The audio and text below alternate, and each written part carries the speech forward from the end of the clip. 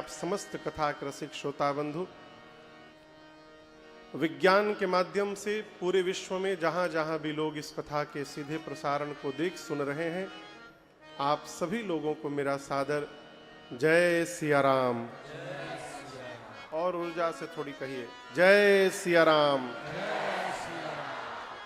थोड़ा शार्पनेस थोड़ा बढ़ाइए, शार्पनेस हमें रहा। कल हम और आप यहां पर श्री सीताराम विवाह महोत्सव मनाए, बड़ा आनंद आया। कहने को तो सूरत में बैठे थे, परंतु पांडाल के भीतर ऐसा लग रहा था कि हम लोग मिथिला में पहुंच गए हैं। आज कथा श्री अयोध्या कांड में प्रवेश कर रही है। श्री रामचरितमानस के दूसरे कांड का नाम है श्री अयोध्या कांड। महापुरुष संतजन बुद्धिजीवी लोग अपने मति से कहते हैं कि श्री अयोध्या कांड की कथा मनुष्य के जीवन के युवा अवस्था की कथा है, जवानी की कथा है। अभी घर पर हम लोग बैठे थे, 3 दिन पहले तो बहुत सारे भगत बैठे थे, तो चर्चा होने लगी कि श्री रामचरितमानस में सबसे श्रेष्ठ कांड कौन सा है। तो सब लोग कतार से बोले कि सुंदर कांड। किसी ने कहा सुंदर कांड पढ़ने से मंगल हो जाता है, कोई कहा कि सब सुंदर हो जाता है, किसी ने कहा भगवान की कृपा प्राप्त हो जाती है। पहले तो समझिएगा कि श्री रामचरितमानस के जितने कांड हैं, सारे के सारे कांड जीव का मंगल करने वाले हैं। सारे कांड। और यदि हम और आप गृहस्थ हैं, सनातनी हैं, अपने परिवार में, अपने घर में, अपने समाज में यदि श्रेष्ठ स्वरूप के साथ जीवन जीना चाहते हैं, तो 7 कांड में से केवल और केवल श्री अयोध्या कांड की शरण में आना पड़ेगा। दूसरा कोई उपाय नहीं है। देखिए, सुंदर कांड पढ़ने से सुंदर नहीं होगा जीवन। मैं क्षमा पूर्वक आपसे कहूंगा, सुंदर कांड पढ़ने से जीवन सुंदर नहीं होगा, सुंदर आचरण जीने से जीवन सुंदर होगा। कई लोग मिलते हैं, महाराज 40 साल से सुंदर कांड पढ़ रहे हैं और अपने भाई से कोर्ट में केस लड़ रहे हैं। ये कौन सा कांड पढ़ रहे हो? आप कांड पढ़ नहीं रहे, आप कांड कर रहे हैं।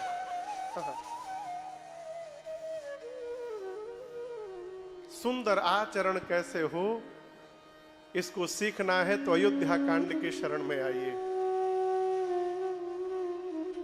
आज हम पिछली कथा जो कराए थे, दिनेश भैया उनके प्रतिष्ठान पर गए थे, तो वहां एक पूज्य श्री मलूक पीठ सरकार के एक परिकर थे, बैठे थे। तो उन्होंने पूछा, महाराज श्री क्या किया जाए, ऐसा कौन सा व्यवहार किया जाए कि शरणागति भाव जीवन में पुष्ट हो जाए? ऐसा कौन सा काम किया जाए कि हम भगवान की शरणागति को प्राप्त कर लें? मेरी जितनी बुद्धि थी, मैंने उनसे 2 बात निवेदन किया। 2 काम करिए। एक तो भगवत नाम का आश्रय लीजिए, भगवत नाम की शरण में रहिए, और दूसरा जितना हो सके जीवन में सत्संग में गति करने का स्वभाव बनाइए। इसके अलावा तीसरा कोई मार्ग नहीं है। मैं आपसे निवेदन करूं, हमारा शरीर भगवान की शरण में रहे, यह आवश्यक नहीं है। हमारा मन भगवान की शरण में रहे, यह बहुत आवश्यक है।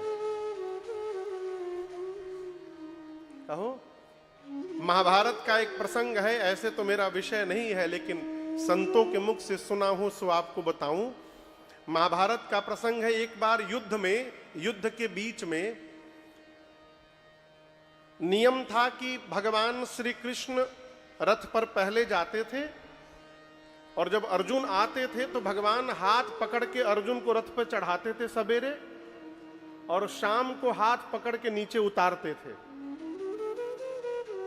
एक दिन युद्ध प्रारंभ हुआ और अर्जुन रथ के पास पहुंचे तो वहां भगवान श्री कृष्ण थे ही नहीं। युद्ध चलने लगा, अर्जुन रथ के पास खड़े हैं, चारों तरफ देख रहे हैं, कन्हैया का कहीं अता पता नहीं। घंटों बाद भगवान श्री कृष्ण वहां पहुंचे। अर्जुन ने तनिक क्रोध की अवस्था में पूछा, कहां थे? भगवान ने कहा, एक भक्त के पास जाना अति आवश्यक था, उसी के पास चला गया था। अब अर्जुन को लगे कि मेरे से बड़ा भक्त कौन, तो नहीं रहा गया। तो रात्रि में अर्जुन ने पूछा भगवान से कि प्रभु कौन से भक्त के पास गए थे? भगवान ने कहा कि एक कसाई मेरा भगत है, उसी के पास चला गया था। अब अर्जुन को लगा कि जो मांस बेच रहा है वो इनका भगत कैसे हो गया, कसाई? तो पूछा, प्रभु कसाई आपका भक्त है? बोला हां, वो तो मांस बेचता है।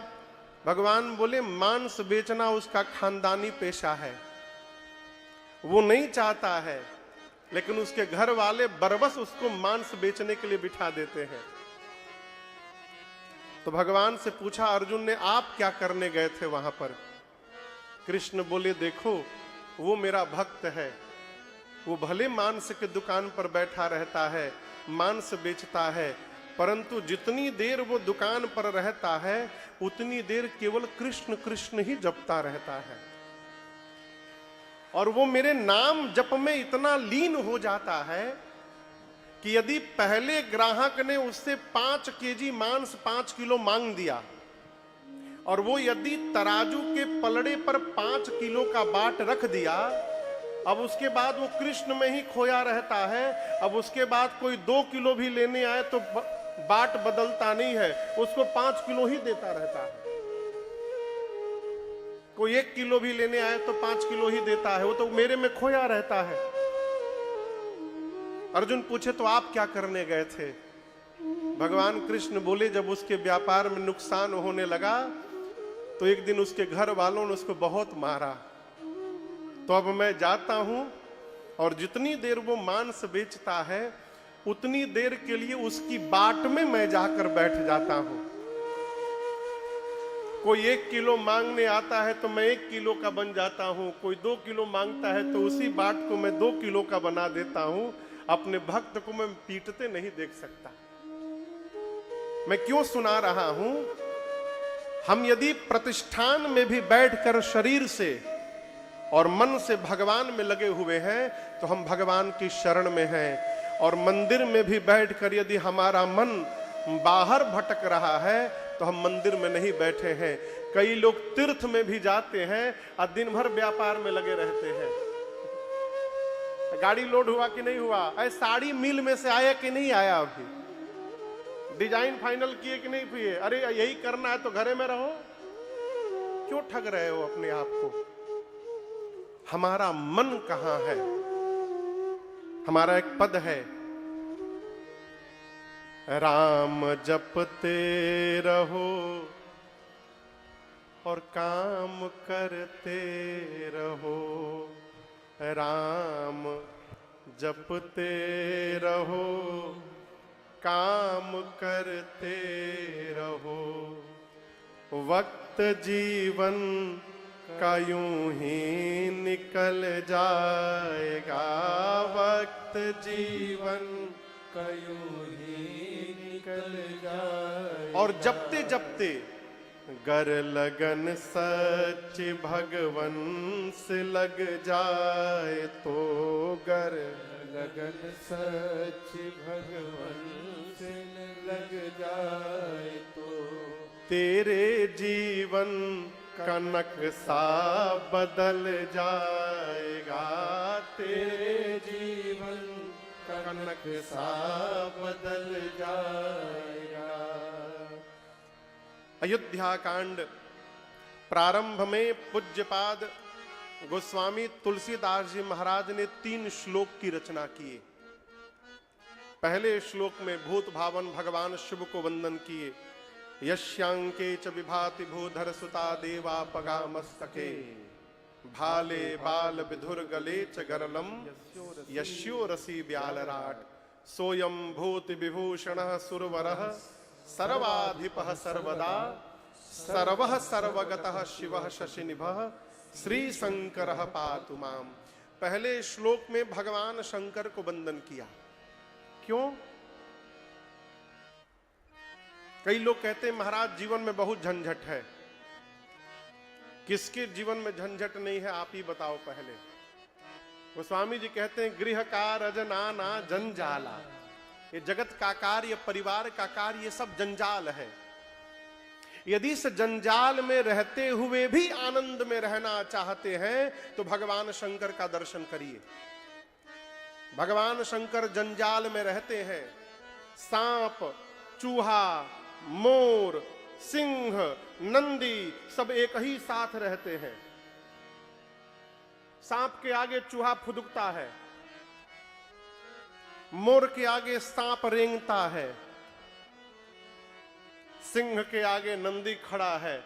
लेकिन इस जंजाल को लेकर भी और भगवान शंकर आनंद में बने रहते हैं। इसका सबसे बड़ा कारण है भगवान शंकर पूरे परिवार के साथ राम जी का भजन करते हैं, पूरे परिवार के साथ।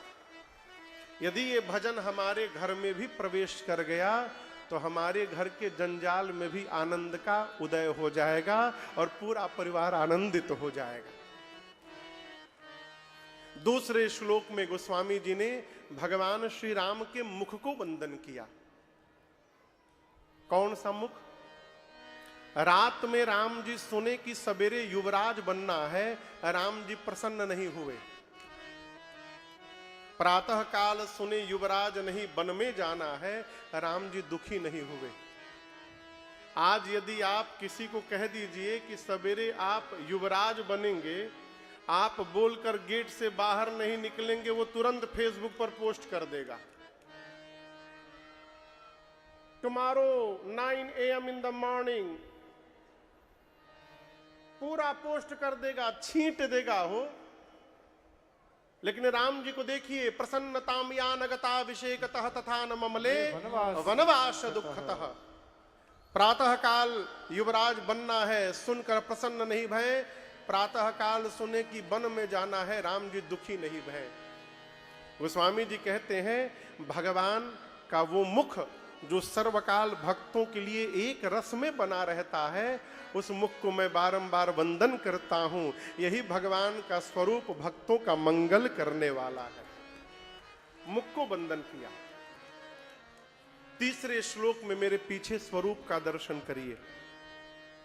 नीलाम्बुजश्यामलकोमलांगम सीता समारो पितबाम भागम पाणौ महाशायक चारु चापम नमामि रामम रघुवंशनाथ।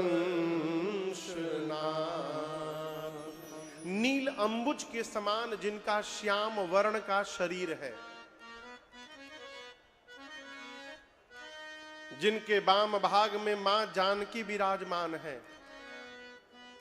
पाणौ महाशायक चारु चापम, दोनों हाथ में, एक में धनुष और एक में सारंग, एक में बाण और एक में सारंग धनुष धारण किए हैं।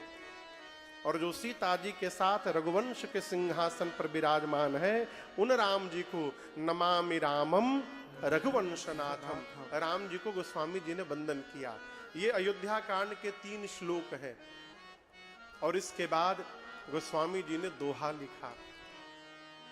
अयोध्या कांड का ये दोहा कितने लोगों को याद है? हाथ उठाइए। बहुत सही। अयोध्या कांड का पहला दोहा कितने लोगों को याद है? हमको तो याद है, आप लोग को नहीं याद है ना? आइए साथ में गाइए। श्री गुरु चरण सरोज